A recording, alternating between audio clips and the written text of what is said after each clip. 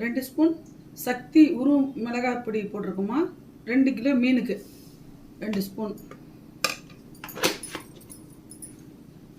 50 gram 2 kilo fish வறுவலுக்கு 50 gram அரிசி மாவுமா.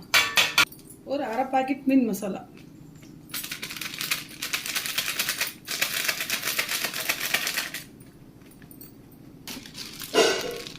ஒரு 50 கிராம் சிக்கன் மசாலா வெள்ளை பவுட்ரு. இந்த மீன் சிக்கன் கடையில் விற்கிறாங்க பண்ணாதேரு.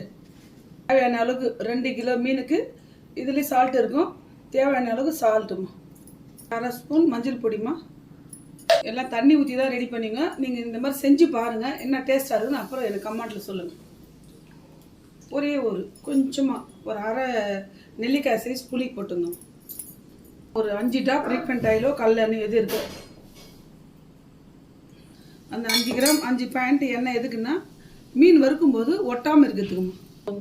கொஞ்சமாக தண்ணி எல்லாத்தையும் ஒன்றா போட்டு மிக்ஸ் பண்ணிங்கம்மா. ஓகேவா. ஒரு மீனை எடுத்து டிப் பண்ணிங்கம்மா.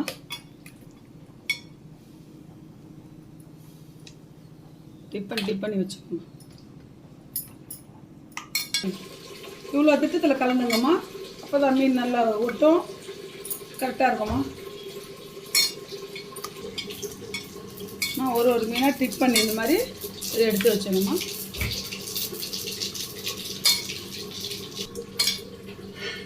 ஒரு 10 நிமிஷம் ஃப்ரிட்ஜில் வச்சுடுங்கம்மா. போடும்போது எடுத்து கீழ் ஃப்ரீசரில் வைக்காதீங்க, கீழே வைங்கம்மா ஃப்ரிட்ஜில்.